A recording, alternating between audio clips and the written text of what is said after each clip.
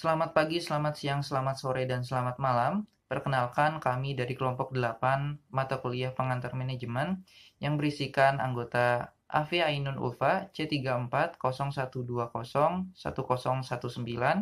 Bintang Diva Juno C3401201037, Gabrielita Claudia Meilana E34190053, dan Fikri Fadlur Rahman Suryadi G74190056 akan menyampaikan analisis kami terkait pengendalian yang terdapat pada PT Asuransi Jiwasraya Persero Bogor. Sebelum masuk ke studi kasus tentang pengendalian, alangkah baiknya kita mengetahui definisi pengendalian itu sendiri. Pengendalian merupakan kegiatan yang dilakukan untuk menjamin agar kegiatan produksi dan operasi yang dilaksanakan sesuai dengan yang direncanakan oleh perusahaan, sehingga jika terjadi penyimpangan maka dapat dikoreksi dan harapan yang ditentukan dapat tercapai. Kegiatan pengendalian dilakukan dengan berbagai cara. Yang pertama, memonitor keluaran. Yang kedua, membandingkan dengan standar. Yang ketiga, menafsirkan perbedaan-perbedaan yang ada. Dan yang terakhir, mengambil tindakan untuk menyesuaikan kembali proses tersebut hingga sesuai dengan standar. Suatu perusahaan yang telah berjalan sebaiknya memantau seluruh kegiatan operasionalnya. Sebuah pengendalian digunakan untuk membantu memantau kegiatan perusahaan. Selanjutnya, terdapat ciri sistem pengendalian yang efektif. Yang pertama, keakuratan. Yang kedua, ketepatan waktu. Yang ketiga, ekonomi. Yang keempat, fleksibilitas. Yang kelima, kepahaman. Yang keenam, kriteria yang masuk akal. Yang ketujuh, penempatan strategis. Yang kedelapan, menekankan pada pengecualian. Yang kesembilan, kriteria berganda. Dan yang kesepuluh, yaitu tindakan perbaikan. Selanjutnya, yaitu pengukuran pengendalian. Cara mengukurnya itu ada 4 cara. Yang pertama, pengamatan pribadi, lalu ada laporan statistik, laporan lisan, hingga laporan tertulis. Apa aja yang diukur? Yang diukur itu adalah pilihan kriteria yang keliru yang dapat mengakibatkan disfungsi. Untuk kriteria pengendalian itu ada 2, yaitu karyawan dan anggaran. Untuk anggaran terbagi menjadi beberapa macam, yaitu ada biaya, output kepuasan, tingkat pergantian, ketidakhadiran, hingga penjualan. Studi kasus yang kami ambil pada materi pengendalian kali ini yang berjudul Anggaran Biaya sebagai Alat Pengendalian Manajemen pada PT Asuransi Jiwasraya Persero Bogor. Saat ini persaingan antar perusahaan semakin meningkat. Adanya kemajuan teknologi dan arus informasi serta faktor-faktor lainnya yang mendorong perusahaan menjadi maju dan berkembang dari waktu ke waktu. Tujuan perusahaan pada umumnya yaitu untuk mendapatkan laba yang maksimal sesuai dengan tujuannya, baik untuk jangka pendek maupun jangka panjang. Perusahaan dalam mencapai tujuannya memiliki cara atau metode tersendiri. Dalam proses pengendalian manajemen yang telah direncanakan oleh manajer mencakup penyusunan program, anggaran, pelaksanaan, dan pengukuran, serta pelaporan dan analisis. Anggaran merupakan rencana keuangan masa datang yang mencakup harapan manajemen terhadap pendapatan, biaya, dan transaksi keuangan lain dalam masa 1 tahun. Tahap penyusunan anggaran merupakan tahap yang sangat penting karena anggaran yang tidak efektif dan tidak berorientasi pada kinerja justru bisa menggagalkan program yang telah disusun sebelumnya. Lalu di sini saya akan menjelaskan tentang 4 langkah pengendalian. Yang pertama adalah menetapkan standar. Standar yang dimaksud di sini adalah sasaran atau target yang harus dicapai dalam menjalankan suatu fungsi manajemen. Standar ini akan digunakan untuk mengukur atau mengevaluasi kinerja dari suatu unit kerja, departemen, ataupun organisasi secara keseluruhan. Pengendalian manajemen ini akan menjadi lebih mudah dengan adanya penetapan standar ini. Hal ini karena pengendalian manajemen yang dilakukan berdasarkan standar yang ditetapkan oleh manajemen itu sendiri. Lalu yang kedua adalah mengukur kinerja.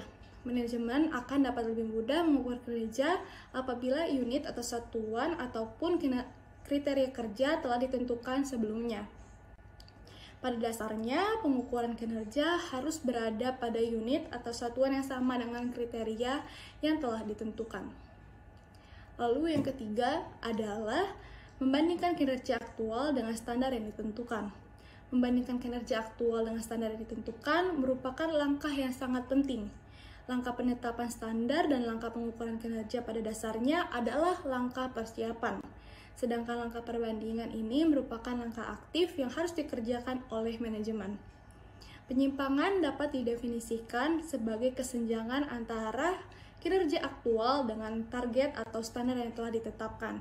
Seorang manajer harus mengetahui dua hal dalam langkah-langkah ini. Yang pertama adalah bentuk penyimpangan yang dilakukan atau yang terjadi, lalu yang kedua adalah penyebab terjadinya penyimpangan. Lalu yang terakhir atau yang keempat adalah mengambil tindakan koreksi atau perbaikan. Begitu penyimpangan dan penyebab penyimpangan diketahui, tahap selanjutnya adalah mengambil tindakan perbaikan. Jika penyimpangan yang terjadi merupakan penyimpangan kecil yang masih dapat diterima, maka tidak perlu melakukan tindakan korektif.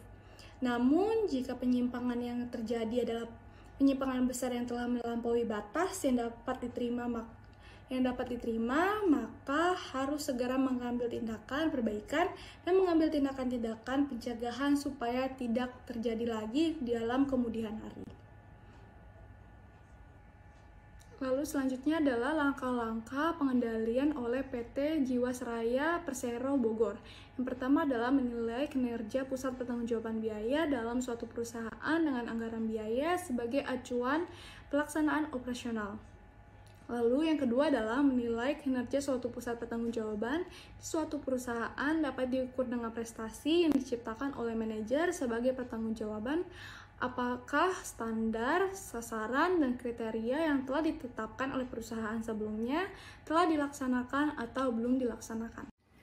Pengendalian manajemen yang dilakukan oleh PT Asuransi Jiwasraya Persero Bogor dapat dibagi menjadi dua jenis. Pembagian ini dibedakan berdasarkan kriteria penilaiannya.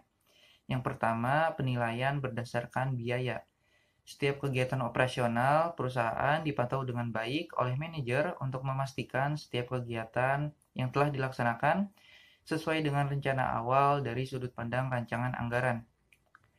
Jadi, rancangan anggaran yang disusun di awal dipantau dengan baik agar dapat diserap dengan maksimal oleh perusahaan dalam menjalankan kegiatan-kegiatan yang ada di perusahaan tersebut.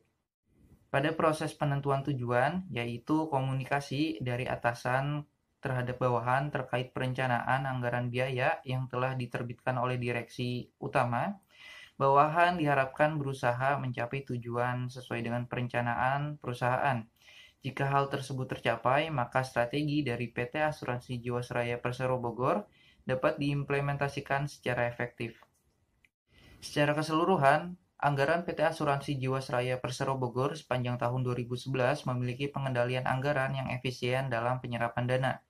Terhitung 69,47% dari dana perencanaan anggaran terrealisasi sebagai dana untuk menjalankan perusahaan. 69,47% tersebut merupakan perbandingan antara dana aktual, yaitu dana yang terrealisasi, dengan dana standar, yaitu dana yang disusun di awal sebelum menjalankan kegiatan perusahaan dari kurun waktu 2011 tersebut.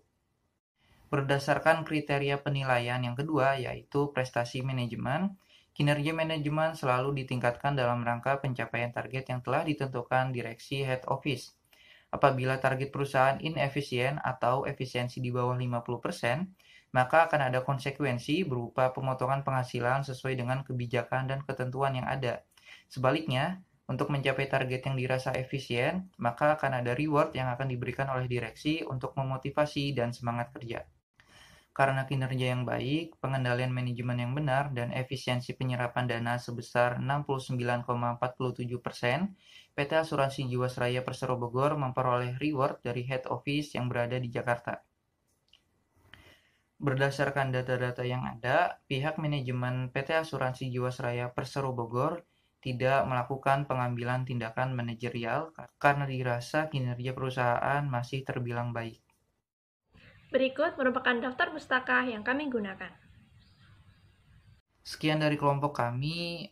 Terima kasih kepada teman-teman semua atas perhatiannya. Semoga bermanfaat bagi teman-teman semua.